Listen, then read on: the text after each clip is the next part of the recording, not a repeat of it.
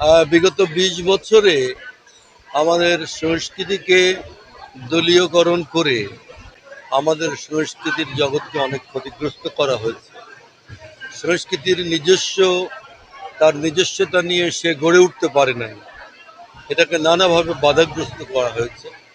ফলে সাংস্কৃতিক প্রতিষ্ঠানগুলো কিন্তু গড়ে ওঠে নাই। যেমন আপনি দেখবেন প্রায় অধিকাংশ জেলাতেই সাংস্কৃতিক কর্মকাণ্ড পরিচালনা করার মতো উপযুক্ত কোনো পরিবেশ নাই এবং কর্মসূচিও ছিল না।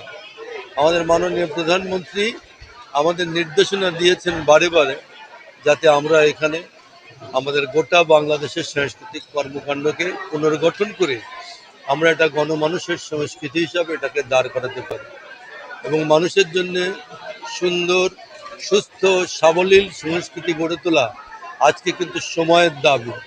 সেই প্রেক্ষিতে আমাদের সকলের মিলে একসঙ্গে এখানে আমাদের এই সাংস্কৃতিক পরিমণ্ডলকে আজকে সময়ের উপযোগী করে গড়ে তোলা দরকার।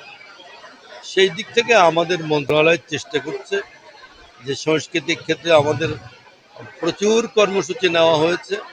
এটা আপনারা দেখতে পাবেন কিছুদিনের মধ্যেই আমাদের সমস্ত কর্মকাণ্ড, তার মধ্যে অবকাঠামো উন্নয়ন সহ এখানে আমাদের নানা ধরনের কর্মসূচি, প্রোগ্রাম ভিত্তিক কাজগুলো করা এবং শিল্পীদেরকে গড়ে তোলা, বিভিন্ন ক্ষেত্রে যারা আছেন সংস্কৃতি পরিমণ্ডলে যারাই আছেন তাদেরকে এখানে যোগ্য করে গড়ে তোলার জন্য আমাদের নানা কর্মসূচি আমরা নিচ্ছি।